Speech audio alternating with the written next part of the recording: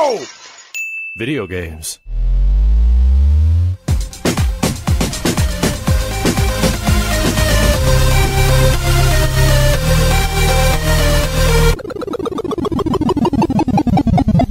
What up, dudes, and welcome back to the YoVideogames podcast. I'm Matt. And I'm Andrew. And once again, thank you to all our generous patrons who kept us going for over 350 episodes. Yeah, I think we're even on like 390 now. It's amazing. Yeah, over a year. If you're interested in becoming a patron at any level, please check out patreon.com/YoVideogames podcast. Dude of the week is Ultra 64. Yes, 64. He's coming to our podcast only in 1995. Yes. when games were still $100. But well, still, in a way, they kind of are with collector's editions and stuff. Well, I mean, the thing is $100 back then in the 90s. Oh, yeah. It was a steeper price than $100 today. Now it's like $100 to get you a roll of toilet paper to take care of the Del Taco you had. Yeah, pretty much. which now costs $50. We have a sponsor to thank. Of course, we're talking about Manscaped. And it's the best time of year to get into it. If you're not into taking care of your male topiary, if you're not into taking care of your balls, chest hair, back hair, beard, which is what this product is for, the Beard Hedger Pro. Summer is coming, and you don't want to have, big, long, bushy, unkempt beard in the summer heat, no matter where you are, really. Well, in the northern hemisphere, our southern hemisphere listeners, you want to keep it trimmed. I mean, it's not your summer anymore, I guess. I don't know.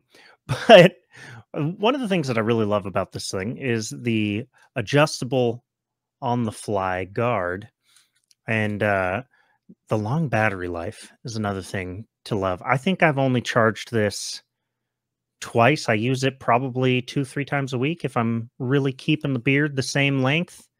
I'll just I think I've only charged this twice in the last 2 months. So I'm charging it once a month. It gets like 60 total minutes. So it depends on how much you're doing, right? If you're really that first shave down is probably going to be a little bit longer, and then after that it's just all about maintenance.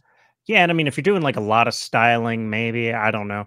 A weird thing that I saw on a tweet thread, because I do get Manscaped ads on Twitter now. Maybe my phone's just listening to me, I don't know. But someone was like, they trim their armpit hair in summer to make them sweat less. And I did it. I decided to do it. It's fucking great. Did you use did you use the beard trimmer? I used the beard, yeah. Beard hedger or the lawn, because there's also the lawnmower 4.0, which is probably better for that job. Probably, because lawnmower 4.0 it's meant for sensitive areas. It's for your dick and balls. Very good. Obviously the skin around your sack is obviously pretty sensitive and shit, and you definitely don't want any nicks or bruises on your dick. So that's why the lawnmower 4.0 is fantastic, because it's specially made for that. It's also smaller and easier to kind of maneuver than so I imagine either one probably be good for your pits. I don't know. Maybe that'll come next. Maybe that'll be the next venture for Manscaped. If they give like an official statement on it, all I'm saying is unofficially, shit's great. I don't know if there's men that are uncomfortable with the idea of trimming your armpit hair, but it's fantastic. I sweat half as much, and also I stink less. Like, I bathe regularly, but sometimes that armpit. Yeah, Andrew's American. He's not rocking that European lifestyle. He bathes regularly. I do. But did I just lose all our European listeners? Every single one of them. They're all like, I'm done. But if you're interested in checking out any of Manscaped's products, please head over to manscaped.com. Use our code YoVG, all caps, for 20% off and free shipping worldwide. That's manscaped.com. Our code is YoVG, all caps, and you'll get 20% off and free shipping worldwide. Your balls will thank you. And so will your face. And your armpits. And your arm, yeah. If you decide to go that way, I don't know how people feel. I don't know where that is on the masculinity range. I don't know what the, I don't know what the standards are. Like, I don't have. You know what? It's a brave new world. We, whatever you want, however you want. We're very much just like, hey, man, you want to do this? You want, whatever your style is your style. Like, I don't know where Andrew Tate falls on that, but the dude shaves his entire body, so I'm pretty sure he's fine with this. You know, Mm. if you're a tater, is that what they I call themselves? The taters, I don't know. a follower of the Tate. Jailbirds? Is he still? He probably still in Probably. I jail. don't know. I think he's. I So think he's. I don't know. He's probably out by now. I don't know. maybe he released a really good statement, which is what today's episode is all about. I don't Making- think that's humanly possible for that douchebag. But I mean, he's a fuck. But this episode is all about the myriad of ways to compose a statement that essentially says, "We fucked up." okay, so there's two things going on. There's the what is it? The duality of man is now in the game industry now, because there's more recently there was an image going around showing like the highest rated games of the year, this collage of like a bunch of them, and it even left some stuff off, and I would even replace one of those. I think there was, I forget what game was on there, but like, okay, so there's this image going around about like, you know, the Metacritic of like a bunch of games that came out this year, like Zelda, Metroid Prime Remastered, and Jedi Survivor, Dead Space Remake, you know, Resident Evil 4, Street Fighter 6 now, Hi-Fi Rush. Oh my God, what a great, it has been a great fucking year for game. It has been, yeah. It We're has also spoiled, been, and we're only 6 months in. it has also been a terrible year for gaming on the flip side, because Can't have those high highs. there's another image going around, which is a collage, which is not only just this year. This goes back last year and even further back for some of the titles, but the snowball of this whole effect has been Golem. So Lord of the Rings Golem came out, which is hilarious because I remember we talked about that game, you and I, on this very podcast when it was like first. I was like, whatever the fuck, 4 years ago feels like. And I remember just being like, who the fuck is this game for? Who the fuck wants to play as Golem sneaking out of Barad-dûr? Like what? Everybody wants to play as Gollum. Nobody want. No, it was the weirdest fucking thing. I don't know any Lord of the Rings fans it was so weird. Anyways, because the game was supposed to be like a next gen exclusive. It was an early next gen game. I don't even recall this, but a lot of people were saying how like the first footage of the game looks significantly better than the finished product, because the finished product looks like some fucking, you know, it looks like a game from PS2 or even 360 era that had very low budget, like design wise, not graphic wise. I'm not talking about graphics, but like design wise, it just kind of feels like something that would just sort of like get shit out in the middle of summer unceremoniously during the PS2 or Xbox 360 era, something like X Squad or something. Right. So like what movie games used to be.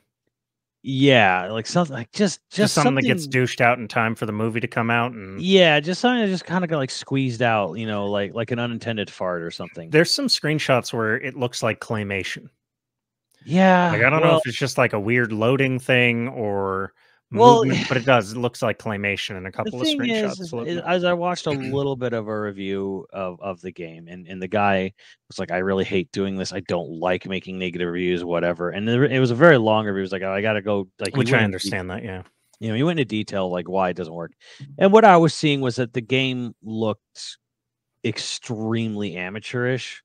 Like it looked like, and I think what I'm talking about PS2 era wise is that it doesn't look like the world's first 3D game. Like early 3D gaming is like Bubsy, you know, at worst, or like maybe Tomb Raider at best, but it's still like, you know, it's not that, right?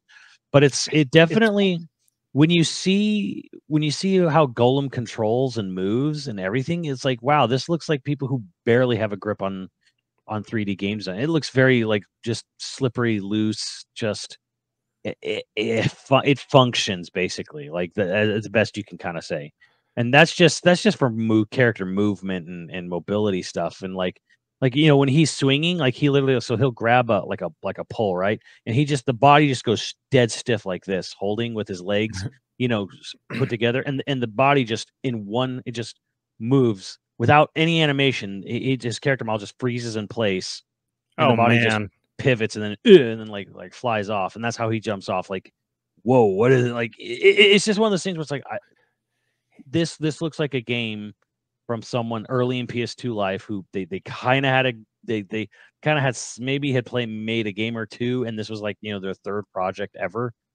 It's everything you were worried that the King Kong game was going to be, but then the King Kong game was fucking great. And right, yeah. Yeah. something to that effect. Like, Daedalic, I believe they said this is the hardest project they've ever worked on, and I know the name, but I believe they've done RTSs. I mean, I should really be looking this up. Well, I don't know. They didn't really show a ton of it until release. Like there was really nothing came out. That vertical slice that almost every single like piece of footage was from, Yeah. where actually I don't even know if they called that gameplay footage. Because most everything now comes out and says like not actual gameplay footage, even when it's quote unquote gameplay footage. They'll just go out of their way to say not gameplay footage. Let me see if they say anything in there. Yeah, it's Daedalic. It's Daedalic, but like I'm looking at like their history or whatever, and it's like, okay, so they're not. It's not RTSs, but there's a lot of point and click. Yeah, it's not a lot of action adventure or stealth adventure. Which Gollum is mostly stealth action, isn't it? Yeah, it's like a third person stealth game, right. Sort of, or meant to be. They've done tactical role playing games. Yeah, that's interesting that they'd make the leap. So, but I guess really what I'm getting at here is that they were a little out of their element game design wise with this title. Like this was something that they, it was a sort of reach for the stars, whatever, I guess, or like really go a little bit like more in depth with like, this game, whatever. I don't want to focus too long on just necessarily, Golem in particular, but like the game came out and it's not good. Right. Not trying to pick on it, just trying to stay like a. And I'll be honest here. It's more than just the game's buggy. It's not that it's buggy. It's that the game, from a design standpoint, it just really isn't good. Like period. Like nothing about this game works. Like there's things where you kind of see where they're going for here, where they're kind of going for a sort of like cinematic adventure of basically Golem meeting like people who are like trapped in the dungeons of Barad-dûr, like other humans and whatever, and like people who are like even the people in charge are kind of being like press gang to like basically work for Sauron and stuff like that. So I don't want to shit on the idea entirely, where it's like, okay, they basically wanted to show like the inner workings of Sauron's empire, because it's very glossed over in the books and the movie. Like right, they want to show man does evil shit. Right. So they're kind of wanted to, like, the idea was, hey, but we're going to show like the inner workings of how this army functions, how like, that's not bad. That's not entirely a bad idea, honestly. Like I can kind of see a little bit there where it's like, maybe that's the appeal there for them, was they wanted to have like go really in depth and then sort of imagine the inner workings of Sauron's empire of both men and orcs or whatever. Right. I'm like, okay. I kind of get that. The thing is that this is following years after two open world games set in Mordor. Shadow of War, I don't know, Shadow of Mordor, Shadow of War. Yeah. Which they have some fans, whatever. I've always kind of argued again. I've always kind of been like, why Mordor?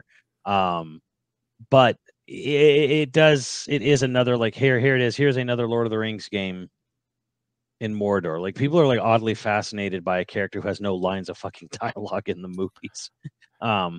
Maybe that's the appeal, I guess. I don't know. I'm not sure if they pick Mordor because it's isolated, because it seems like an alien place, isolation, or is it just the easiest? Point, yeah. Is it the easiest thing to like, because you don't have to compete with the imagery from the movies, really, because there's only a couple of.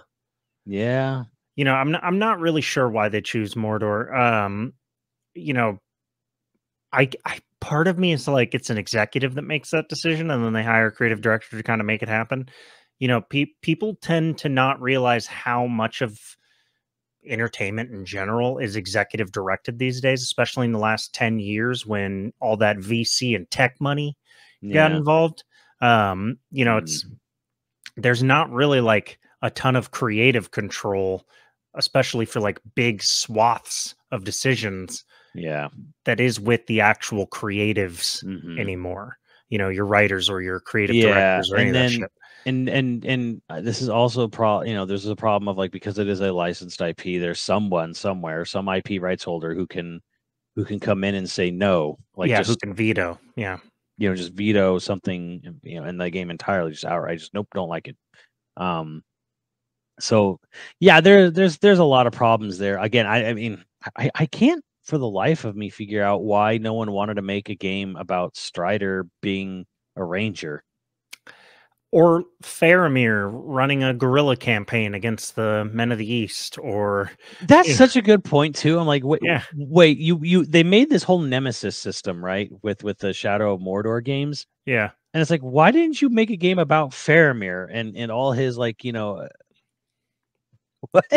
Faramir fighting Like, for months to hold Osgiliath, or right. Boromir rising through the ranks as a hero to show why it's tragic in the movies, or fucking Like it's kind of yeah, funny how like it's written right after there, and they're like, no, we got to do this totally cool super ranger guy who also had a special ring, and he also has a spirit possessing him, and we're gonna turn Shelob into a sexy woman. It's like, God, dude, these people should be fired. they took the idea of fuck spiders to a whole Oh my different level. God. Um, That's old wounds. But anyways, the point is but that deep wounds, deep. point is, Golem game came out. It's obviously bad. They issued an apology statement. And here's the thing: the funny thing, the funny, sad, like tragic thing about all of this is really just like how many apology statements have been coming out this year. Like just over and over and over. And I mean, this goes back a ways where it's like, I'm trying to think of what I don't know what the first like, apology statement on Twitter was. Maybe it was Fallout 76. Maybe it was Battlefront. I don't. Cyberpunk has to be one of the Cyberpunk originals. had like 3 Yeah, in like 1 4-month span or something. but it's basically become its own genre of meme to have like a company release an apology statement now. Yeah. Like I don't. There needs to be a form letter for them. It happens so often. You know, I don't know how many of these you've ever actually like read. Oh, I read them all. It's because there's always like specifically hidden wording in all of these things, which Yeah. I like reading, because to me, I'm like, if you know, you know, and there's a lot of like sifting through bullshit. Oh, And yeah, it's PR speak to not actually take responsibility, but yeah. also to say, I'm sorry. Well, I want to say, I wasn't with the Golem game. There was, I don't remember what game it was recently. But there was a game that it was interesting because like it didn't actually I'm like, okay, when one of these apologies notes doesn't actually refute something, Mm, that's kind of like an admit to me. I'm like, that's admittance right there. Like yeah. they're not admitting it, but they're also not denying it, which they're admitting it. So those are always, to me, those are always fun. And I forget what apology note came out recently. It was like for a game or something, or some no, it was for the Naughty Dog put out a statement, not for a game, but for Last of Us For Last of Us Factions. factions, because it's not happening. That's Well, what they're building up to. the thing It's was, not is they didn't refute anything. So meaning that the article that Jason Schreier published talking about some of the troubles going on in the game, nothing was refuted in Naughty Dog's statement, because the statement came when he asked for a statement for the article. He reached out and said, I am publishing this article. Do you wish to make a statement? Can I get a statement from you? Like journalism does, right? And instead they went to Twitter and had a image statement posted about Last of Us Factions, saying, hey, we don't have anything to show. We're sorry. The game is still happening, but we don't have anything to show right now, kind of thing. And I was like, so you didn't refute anything, meaning that there probably is issues going on with it, meaning that the report that Bungie came in and looked at it and said it's not good, or you don't have a 10-year game here, is probably true, right? So yeah, for me, it's always fun to go through these apologies and like read some of this stuff, because it's like, So I've read that before, by the way, the statement of like you don't have a 10-year game. Is that just meaning you don't have something that you can support microtransactions for 10 years? Yeah, it might also mean that just like you don't have the staff and you don't have the, because like basically like a good live service game is constant development, Right. where it's like you basically need to have a team of a certain size and a certain skill set, and they're just going to constantly be making product, and you don't have like a plan. Like if you don't have like a 10-year plan of like exactly what you're going to make and how you're going to make it and how it's going to be delivered and released, in order, Right. it might just be a thing where it's like, hey, we have this idea and it's like we're going to do this, and then we can move on to other things in the future. And like, well, you don't have a plan. You just have some ideas. You don't have a 10-year game here. And maybe it could have been just a thing where it's just kind of like this gameplay loop is fine. And here, honest to God, Andrew, this is my personal belief. This is I have nothing on this. This is not insider info. This is nothing. This is my gut feeling.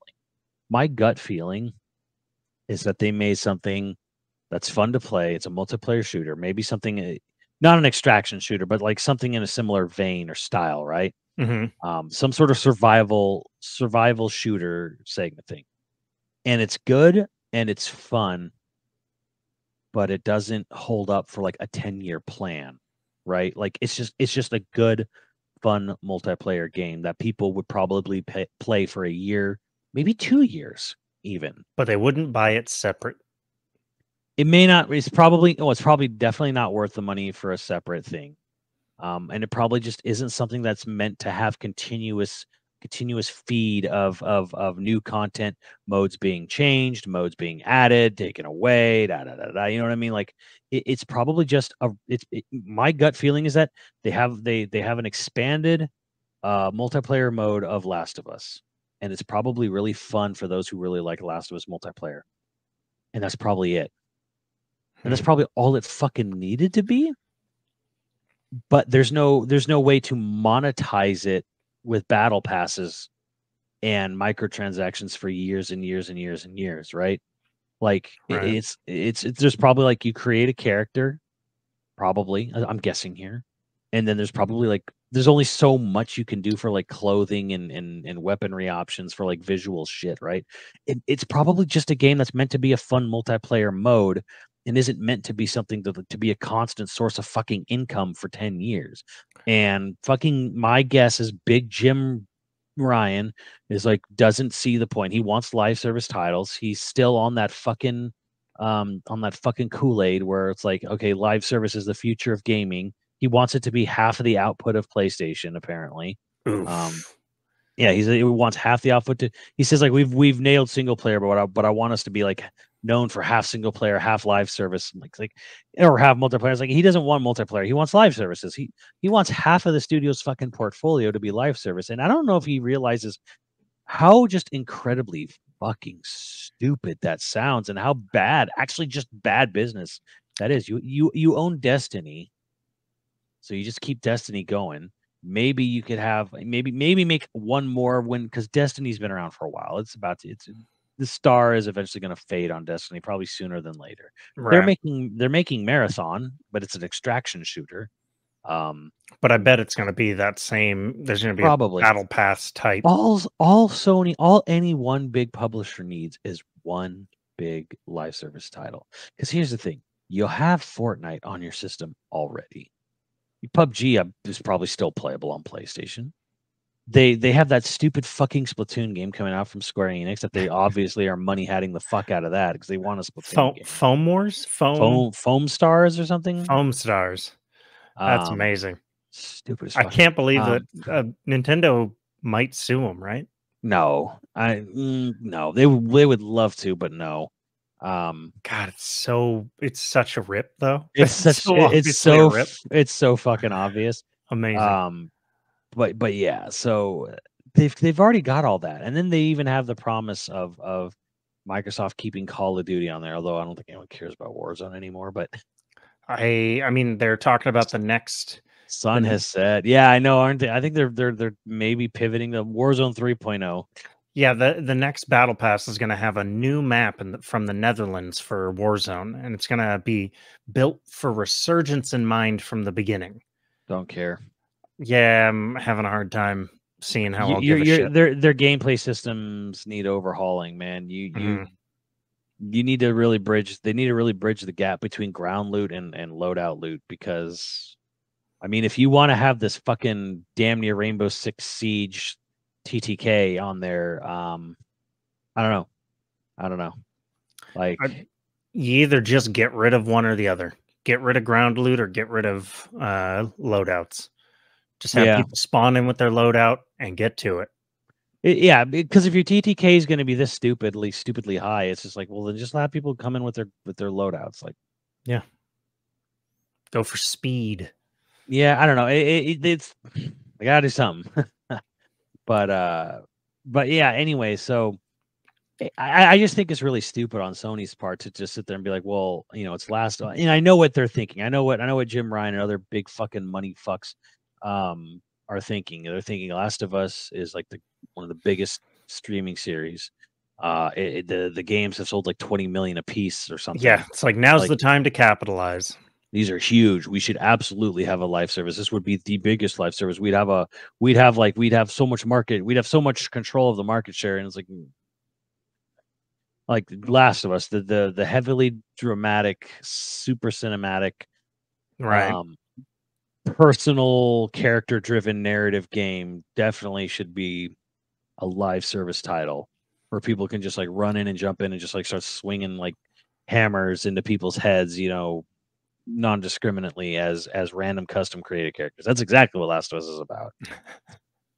Although if you had like a siege style game where it's like you're fighting over resources or defending and attacking, or like you could do that shit with Last of Us and probably be great, but I don't see how it's gonna.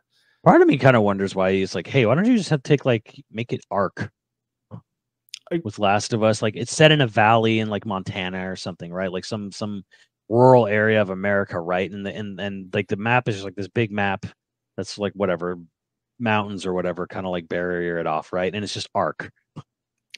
Yeah, but it's Last of Us. Why didn't they try to do any live services version of God of War? It's okay to have things that are just single player, right? Yeah. I don't know, Jim Ryan. I'm not CEO. That's up to you, bud. But it does seem weird that Naughty Dog is releasing an apology statement when they're sort of the hottest shit right now. Well, this has not been a good year for Naughty Dog because they'd released 2 apology statements, one for Last of Us Factions, and then there was another one earlier this year for Last of Us Part 1 on PC, which is not. I don't give them too much shit because they're not the ones who did the PC version of the game. But like Last of Us fans, let's get right to it. We initially announced Last of Us Part 1 PC. We released March 3, and just had to put it back in a few weeks. And then it came out to March 28th, and then they had probably had another apology letter because it came out and it was bad. I know there were tweets about it because it was a shambles of a PC release. Mm-hmm. And from what a lot of people were saying is they were really rushing the PC port because they wanted to get it out by the series finale on HBO Max, or just Max now. So like, yeah, there you go. Once again, like, okay, rush this out. And it's you know what the real thing is here? Because we're dancing around the issue here is you know what the real problem? Why are we getting all these apology letters? Why are so many games coming out shitty? Blah, blah, blah. It's just me, greedy. Yes, it is greedy. But it's because there's no fucking project management. And I keep saying it. And I keep getting proven right over and over. There's very little reason that they need to get anything out by a specific date. Yeah, like they well, as some devs on Twitter have kind of come out and said, it's like most game sales in their lifetime will be gotten in the first 2 weeks. For most video games. Most video games, lifetime sales mostly come in the first 2 weeks, usually. Wow. Unless something picks up or gains steam or kind of like sales, whatever, right? But the most money is made in the first 2 weeks, full price, from whoever's like really jonesing to buy the game. So yet again, Japan is on it because that's when they charge the most money. The most money, yeah. But so there was a couple of people. There was Corgi Bolts on Twitter, and then there was there was another one. I I listed it. Yeah, Mike Prinky, Prinke. I don't know. They basically went on and they had some really good long Twitter threads about it. Corgi Bolts, his name is Danny. He wanted to have like an AMA with developers and stuff. All right, yeah. Ask me any question, and if I can answer it legally, I will. Yeah, there's a fun one. Here's a serious question: is working from home having a negative impact on game development? I've noticed ever since that started, Definitely not. Games started to take longer, look less impressive, come out broken with few exceptions. Is in my experience, working from home has made me more effective and I get more work done. We launched at a 94 Metacritic as well as plenty of other games after work from home that have launched in the high 80s and low 90s. So to answer your question, I don't believe so.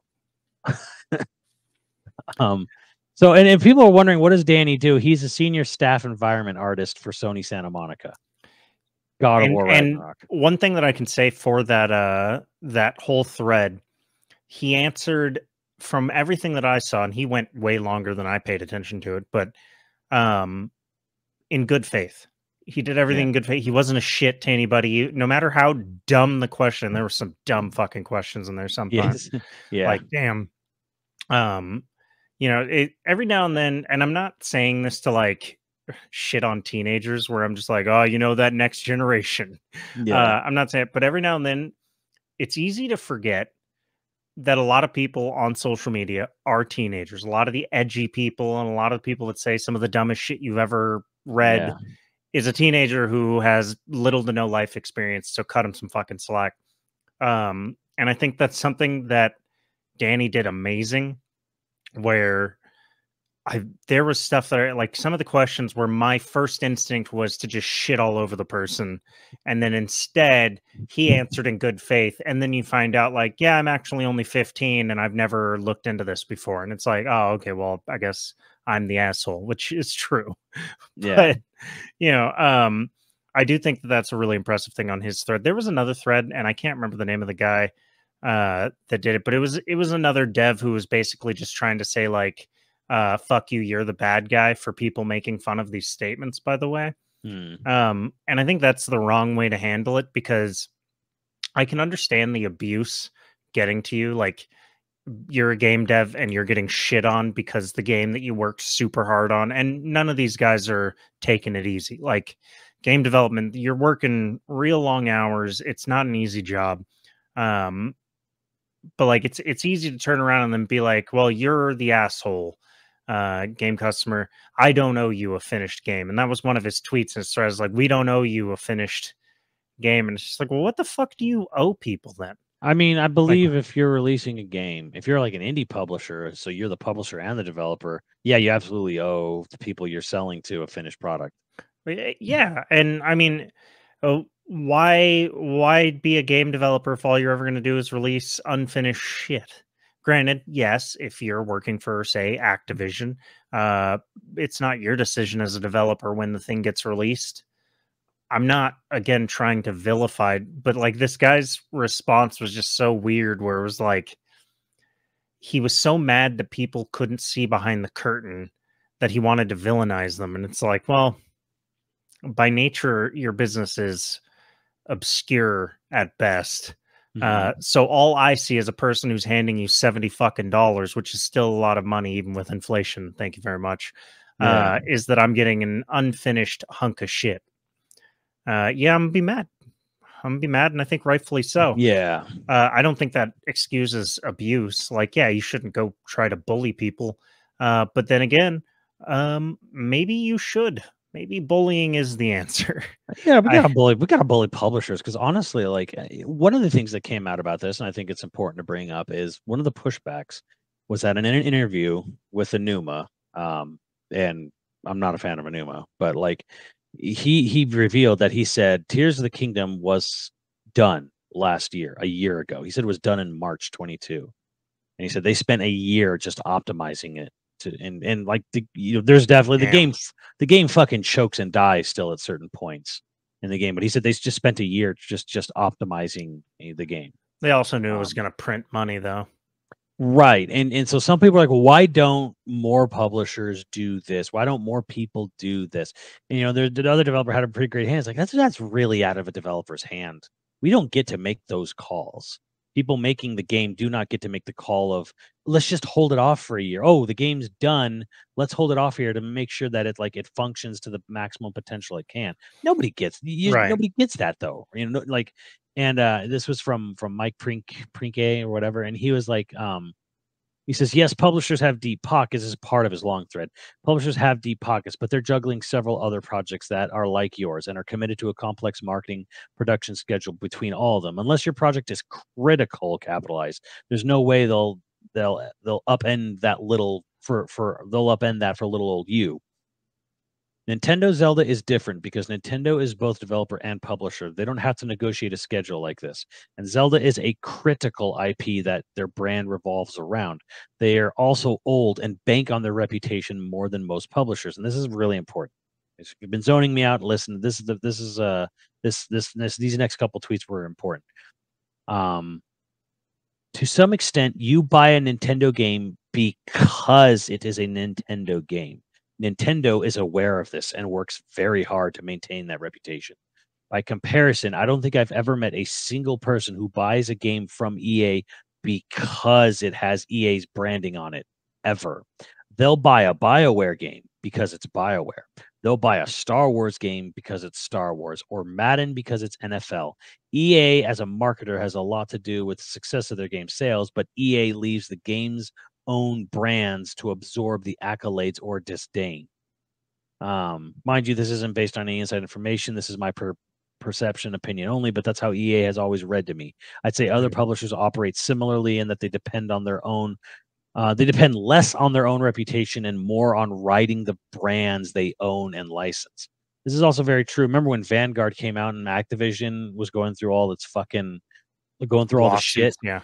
So they just kind of conveniently just didn't even have the Activision logo in the trailers. It was just Call of Duty presents Vanguard.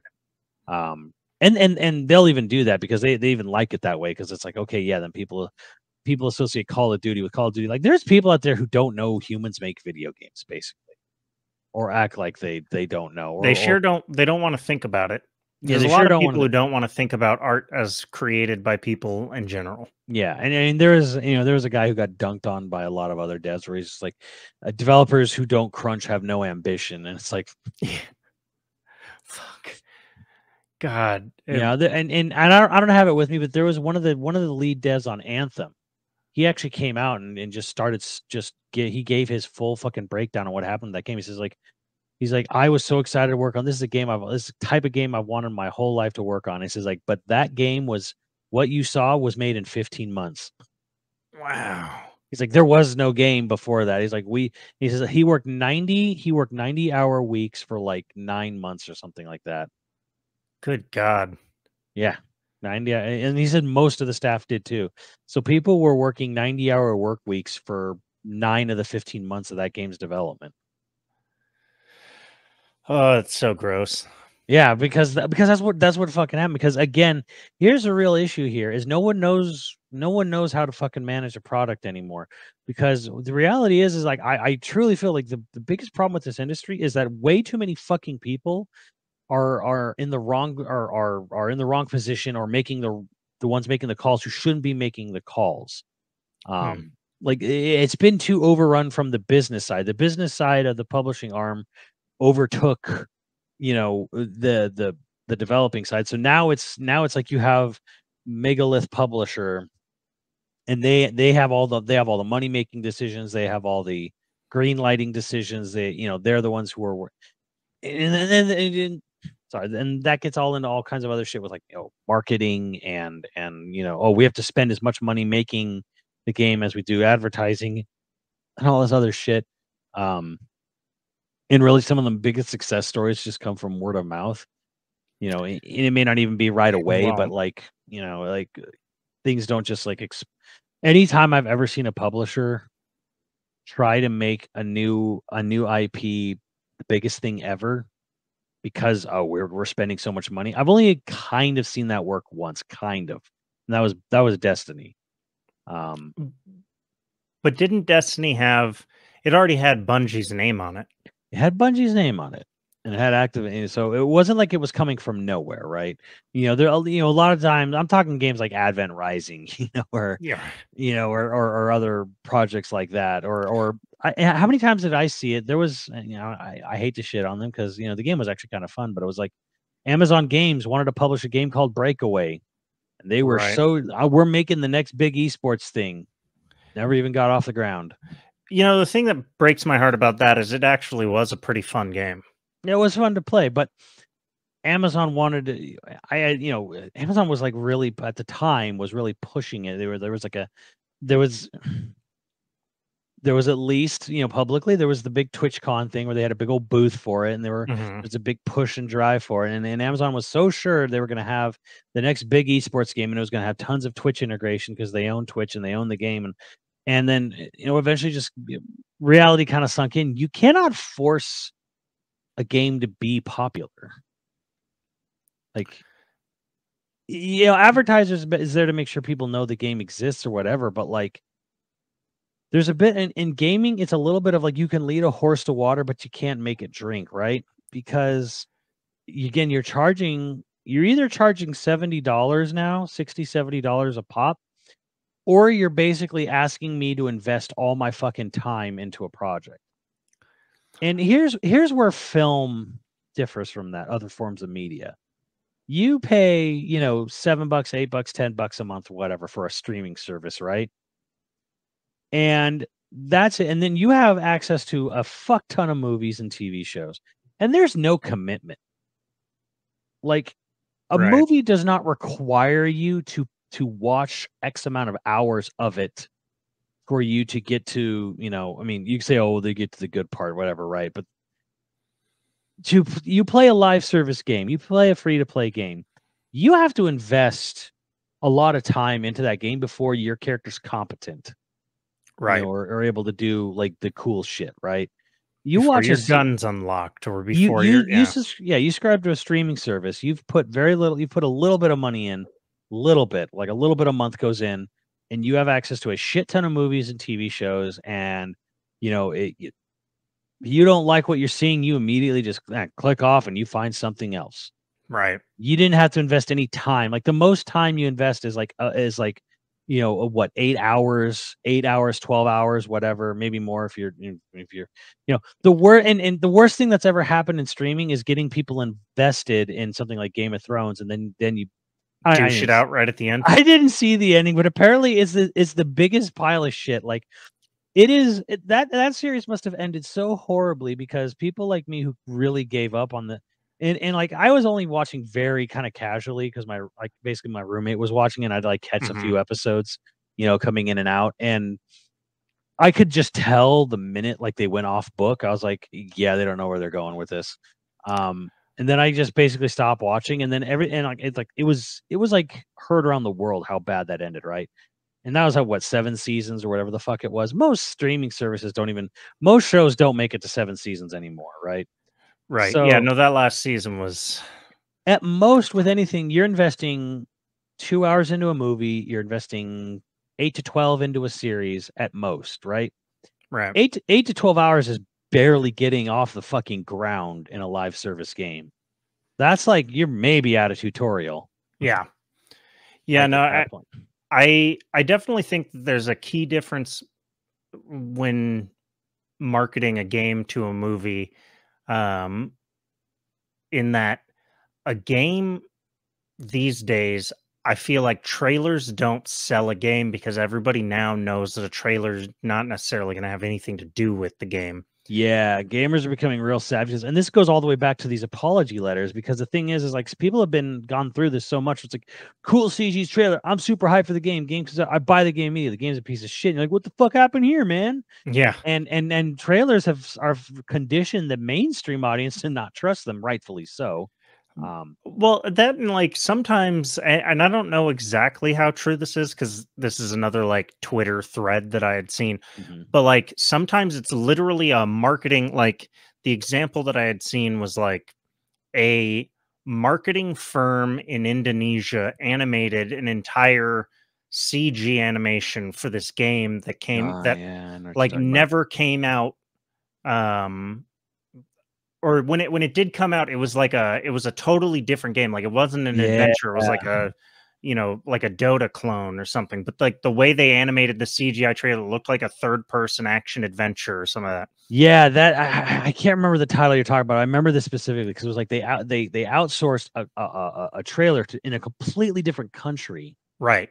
Who they had nothing to do with the game's development, didn't even really know much about it, just got like, the notes, and then made this trailer for it. And it's I mean you don't really know who the bad guy is there because in my short stint in marketing, working especially with startups, you would often get these people who are like CMOs or some chief marketing officers, and they'd be like, "Oh, this is what we think the product should do," and then they'll go down like they got loaded with money from investors, and they're all like, now we're going to design. So you don't have a product in hand, you don't know what the fuck you're actually advertising, you're literally taking all of their ideas, and then you as the writer or creative director, as I was, are trying to like make something up out of it, yeah. that will hype people to pre-order the product that does not exist yet, or or to be shown to like other businesses. And really what the game is to, in that particular area, is most of the time they were just trying to convince some other company that this is real, this is scary to your company, you should buy us out. And then they buy them out and they go, you don't actually have a fucking product, you assholes, but now we own all the patents to your basically non-existent fucking product. But that same concept happens in gaming, where like a marketing company, or hell, it happens in movies too, where look at what happened to the first Suicide Squad movie. A trailer company re-edited an entire movie because their trailer seemed to resonate better with audiences than test screenings of the actual movie. And so the studio, unbeknownst to the actual team who made the movie, unbeknownst to David Ayer, hired a trailer house to edit the whole movie into one long trailer like they had it, and like douche it out. And then the movie that comes out isn't even what the director fucking thought it was going to be. So to say that doesn't happen in gaming, I'm sure it absolutely does. And that's an anecdotal, example of it happening, right? I don't know, like a good recent example is Wild. What the fuck happened to that game? Where's that? Well, that left because the director left the industry. Sure, but like how many games like that where they release a CGI trailer, they build all sorts of hype, and then you never see it again? You just never hear of it again because all of the first trailers are happening way too early. There is no product yet. There's nothing tangible is created yet. This is just like, what would help this? What we think. What would help though too is if there was more transparency into the development of these games. I honestly think that, because and here's the thing, or if developers had any way to negotiate some form of control over the game. A lot of people have been, and I'm talking about like not just the gamers, but like just mainstream people in general. They were not happy with that Sony press conference. There's been like, there's the diehard Sonys who go to bat. They would literally take a bullet and suck Jim Ryan's cock off at the same time, for Sony. But I mean, like, there was a lot of people who generally were just super underwhelmed, unimpressed, and then there's all this stories about like trailers were cut at the last minute, held back, yada yada. And you think, and the reason is because, again, people have been trained. So many of those trailers were just like, here's a CG trailer, here's a concept, like Concorde being one of the best ones, where it's just like it's a spaceship flying in space. The game, get excited. And here's a locker and a cheeseburger in a locker. Cheeseburger in a locker, get excited. And everyone's just sort of like, right? I think are rightfully getting upset. Like, yeah, that was what did everyone love in that Sony showcase? What was the thing everyone really loved? Fucking 10 minutes. Spider-Man. Yeah, 10 minutes of Spider-Man. Fucking Spider-Man. Why did people love it? Because it was just fucking watching someone play a video game. I definitely think, I think trade shows going bye-bye, this is the double-edged blade, right? Yeah. You couldn't necessarily bring something like Concorde to E3 without like you have nothing really to show. There's no investment in it. You show that, but that's not going to be what your booth is about.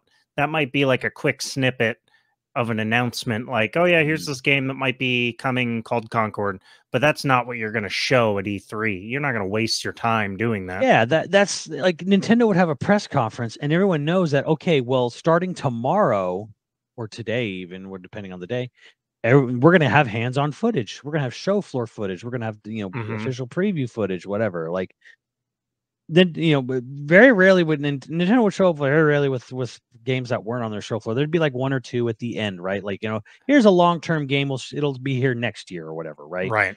And that is an honest to God loss because of the loss of these trade shows. We're losing a bit of that because now companies kind of just throw whatever the fuck there and say we have product, get excited. And I think you were touching on the fact that like people were getting upset. Games are getting announced too early. And then there is a flip side to that where like games are maybe getting announced too late. Not really. I don't know that too late's necessarily a problem, but it can feel like less impactful. Like RE4 remake is kind of slipped out of a lot of people's minds, myself included, because it was like it was announced like within 9 months of it coming out or whatever, or 10 months or whatever. I think it was 9 months coming out. Then they went dark. And then we didn't see it until like 2 months before it came out. And we saw some stuff like 1 month before it came out. We got a demo like a day, 10 days before game came out. We played it, we beat it, and then it's like it almost left no impact because it came and went so quickly. Well, I actually put that up to the churn of how many games are coming out now. It's such a big industry compared to what it was even just 10 years ago that like there's just too many games. I think it's why Nintendo basically decided there's no actual season to release games anymore. It's just release them when they're fucking done, and they'll swim or they'll sink or they'll swim. I genuinely think the reason why RE4 is out of sight, out of mind is we know so many Resident Evils are coming that like once you beat Resident Evil 4 remake, you're immediately like, man, but when's Code Veronica remake? Because it's fucking coming. Or when's blah blah blah remake? Because it's fucking coming. Like you're already on to the next. You're already ready to consume. And I also sort of blame streaming for that too, where like because you consume so much content so fast, you no longer have anticipation. That being said, you burn through something so quick, right? Yeah, you're just like you need. One of the things that happened to me for Resident Evil 4 remake was I played it as fast as I could so as to get through it before it was all over the place. Not that I care about spoilers. I didn't want to know like the tips and tricks. Like I didn't want to see a tweet where it was like, this is the easiest way to beat the bot. I don't want to know that. I want to enjoy my first time through. That kind of thing. And I think there is a rush to get through shit to keep up with the market, as it were. And that's the real downside is look at how many great games came out this year already. We're literally almost halfway through the year. And how many more games are coming out? Like, I mean, like this week alone is Street Fighter 6 and Diablo 4, and then like Sweet Christ 16, and right after that, and so on and so forth. Yeah, this month alone we have 4 huge games. Right, it's Street Fighter 6, Final Fantasy 16, Diablo 4, which is huge for you if you love Activision. No, I'm kidding. I'm pretty certain everyone I know wants that game real bad. Everyone's gearing up for it. Like I know my brother's gonna get a day one. Yeah, but so one game a week that's coming out that's like huge. How often did that happen? When Diablo 3 came out, there was like a 2-month span around it where like it was the biggest game for 3 months. Now it's the biggest game for a week because it's not bigger than Final Fantasy 16. And Final Fantasy 16 isn't bigger than Street Fighter 6. Like, granted, yes, different genres. They're all just sort of like their own big, right. But they're all huge. They're all like big marketing pushes. Hundreds of millions of dollars behind them. You know, Yes. in what world do we think that you're going to have impact as a game like that? Even if Final Fantasy 16 is amazing, which I think we're both very positive about it. We're both very like, Yeah. it's looking good. In 6 months, is it going to be the game that you remember the most out of the year? Nope. How are you? And like, is Final Fantasy 4 Remake going to be the biggest game of the year? I sort of don't think so. I don't know that I loved it. Am I going to remember it the most out of every game I play this year? Every week there's a huge game coming. Yeah. And that's not I mean, it's a very good problem to have, right? Like, I don't want to paint this like, woe Oh, is yeah, us. right. This Because is fucking there is great. good stuff. And like for me, future Xenoblade 3 Future Redeemed DLC is going to just stick with me all year Right. because it was a perfect like send off to a years long thing. But it was like there was so many good quality of life, like just everything about the game design was like honed and perfected, and it was a nice 30-hour experience. Yeah. And so I'll be like, well, it's not even like the full 80 hours of the main game. I'm like, I don't know. Like it was a tighter, breezier, perfect 30 hours, which to me was like, that's more than enough. Yeah, 30 hours is the same length as Last of Us 2.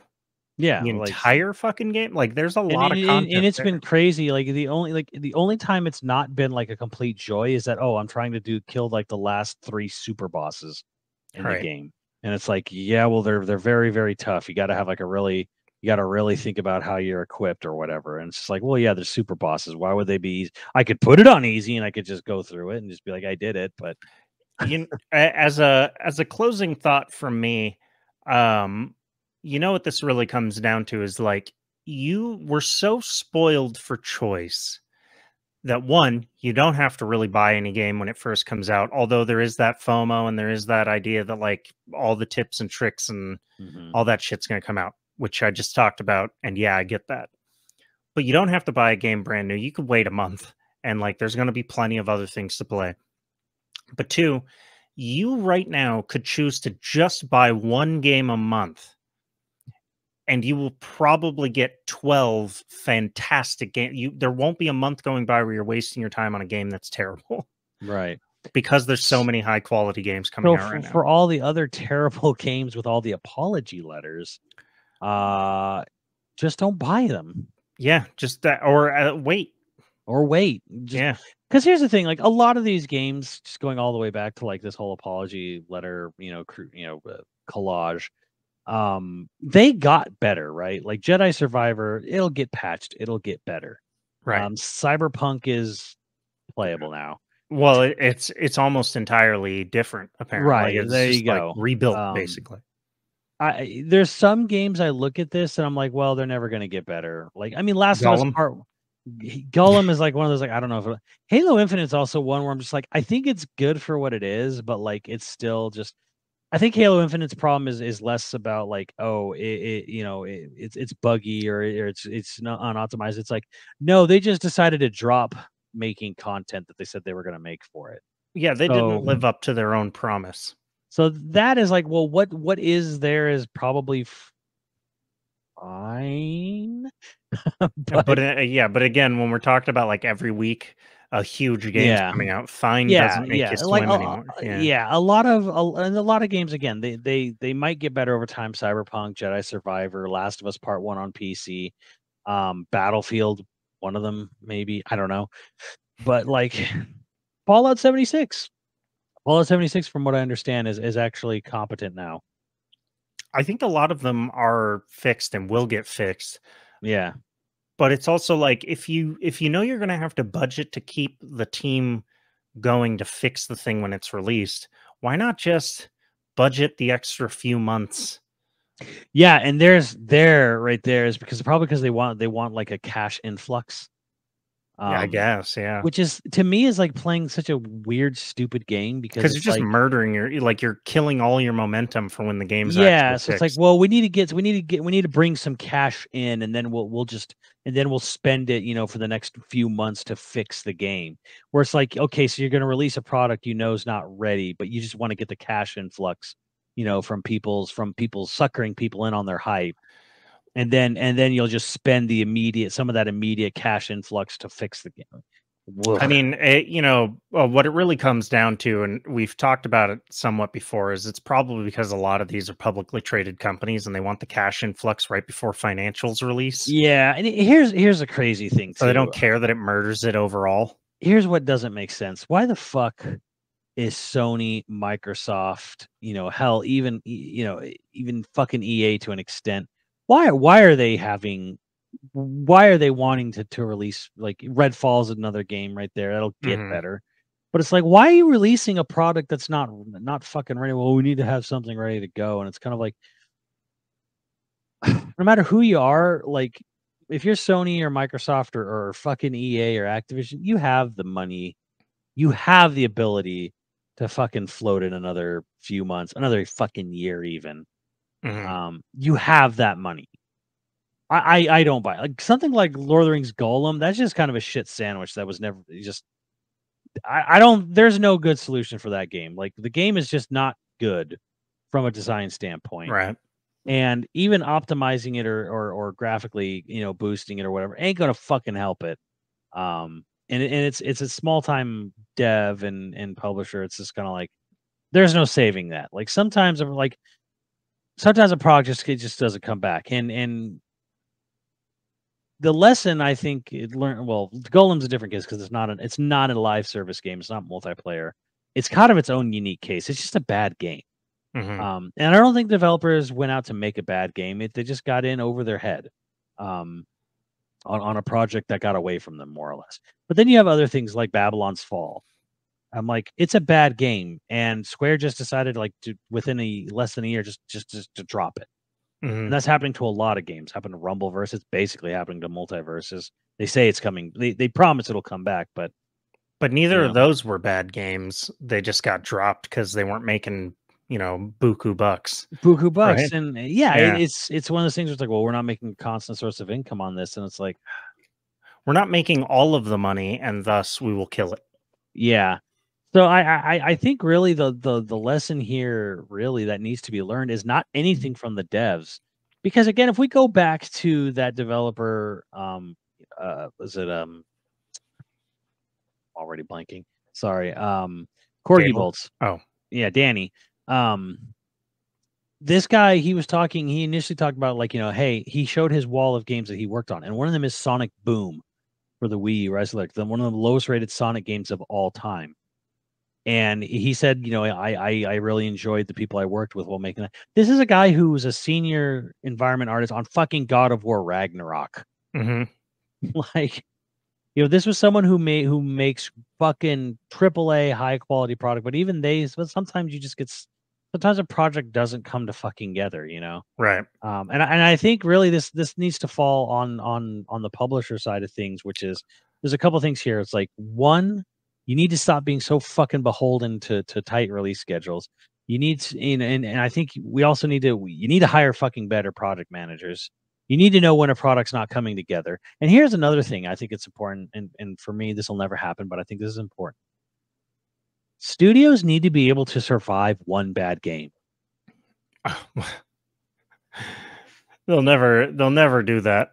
It's just, to me, it's like, oh well, the shut this studio down, and it's like, oh, these devs must have sucked. They didn't know what they were doing. I'm like, no, they're making, like, the biggest game of last year. They just, a couple years before, they made a fucking Sonic Boom that was terrible. But it's like, that doesn't mean they were bad devs.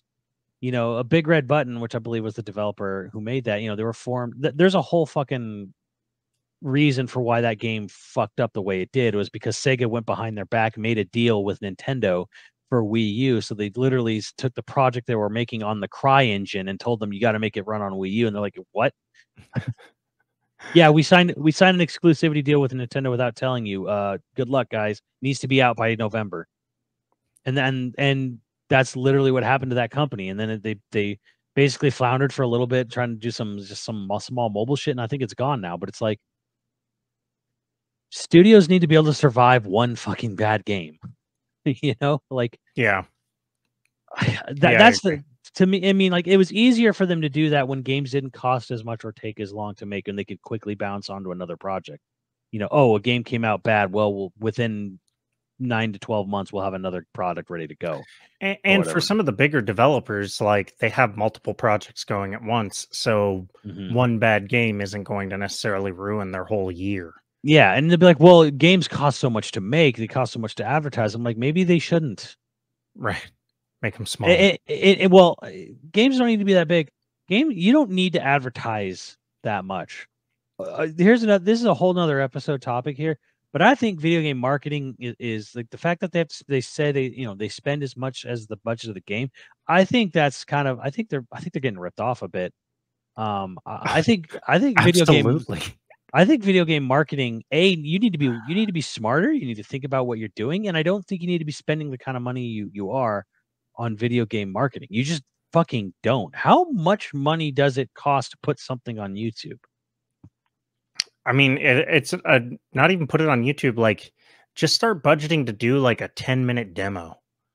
Yeah, put demos out there. Make if anything, just spend less on advertising, put more budget into the development of the game, and say, can part of the budget be to make a vertical slice so we can put it on a store, and then we can have people play it. Yeah. I don't think there's enough demos, honestly. Like Capcom still does it, but I don't think there's enough demos anymore. But Capcom does it because every time they do it, it becomes an event. You know, people want to race to figure out all the little, nooks and crannies and special. And there's Easter the smart eggs thing. Smart thing. Put fucking Easter eggs in your demos. Right. Yeah. I don't know how we swung back. Like, remember one of the biggest selling points of some game magazines was the demo disc? Yeah.